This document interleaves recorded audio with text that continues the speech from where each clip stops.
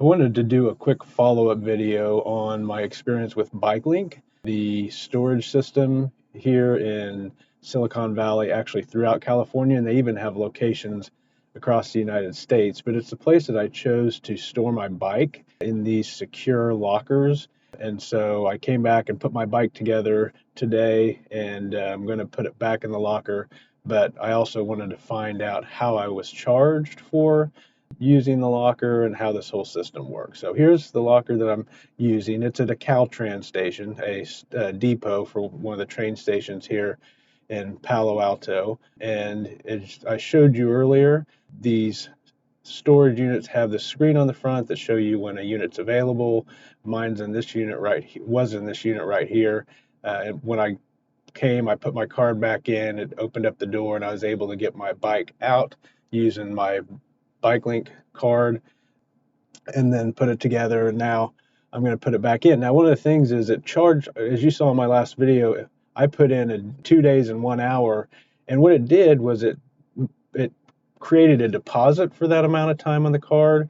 And then when I came back and it's only been a day and put my card in and took the bike back out, it charged me for the actual time used and refunded the difference from the deposit that it took out. So that's how they actually charge you for the time that you use in these systems. They do a deposit based upon the amount of time you put in. You're going to have your bike in the locker, and then they actually charge you for the time used when you come back and take it out and refund you the difference between the deposit and the actual time used. Now, keep in mind, if you go beyond the time that you had put down and you don't come back before that time's up, you're charged a fee on top of the regular 5 cents an hour. I don't know what that fee is because I haven't been able to find it yet on the website. So I just am overestimating the time I need and entering longer than I need when I first put my bike in. So here I put my card in. Let's see. Now, I thought I just put it in and pull it out to open the door, but I actually remember now you got to put it in,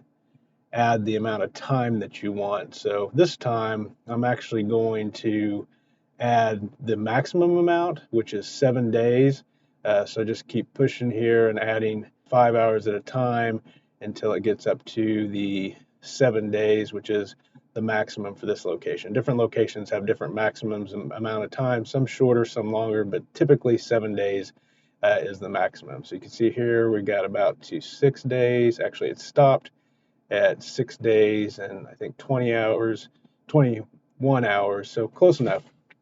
But now that I've got the time in that I want, roughly 7 days, then what I do is I pull out the card and it will actually open the door for me so that I can put my bike into the locker. So pull out the card and it opens this door. Actually opened a different one that I'd taken it out of, but that's fine.